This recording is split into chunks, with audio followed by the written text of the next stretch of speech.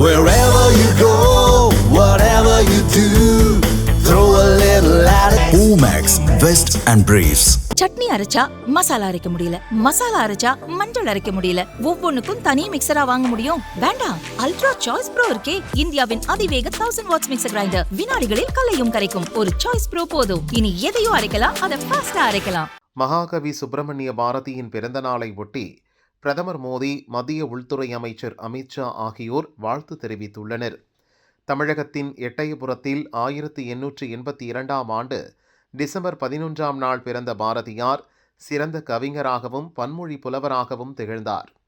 இந்திய விடுதலை போராட்டத்தில் முக்கிய பங்காற்றிய அவர் தன் கவிதை வரிகளால் நாட்டு மக்கள் மனங்களில் சுதந்திர போராட்டம் குறித்த விழிப்புணர்வை ஏற்படுத்தினார். இன்று அவரது பிறந்த நாளை போற்றும் வகையில் பிரதமர் மோடி வெளியிட்ட வாழ்த்து செய்தியில் கூறியுள்ளதாவது: மகாகவி சுப்பிரமணிய பாரதியின் பிறந்த நாளில் அவருக்கு மரியாதை செலுத்துகிறேன்.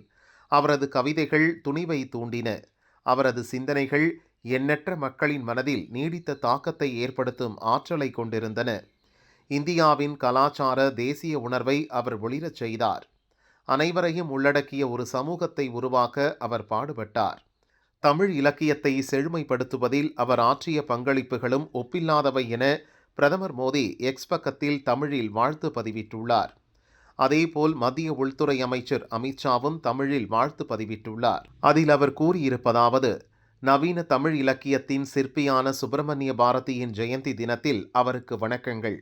காலனித்துவ அரசால் செய்யப்பட்ட அட்டூழியங்களை துணிந்து புரட்சியின் சுடரை ஏந்தி தனது அக்னி போன்ற தேசபக்தி நிறைந்த கவிதைகளால் சுதந்திர வேட்கையை தூண்டினார்.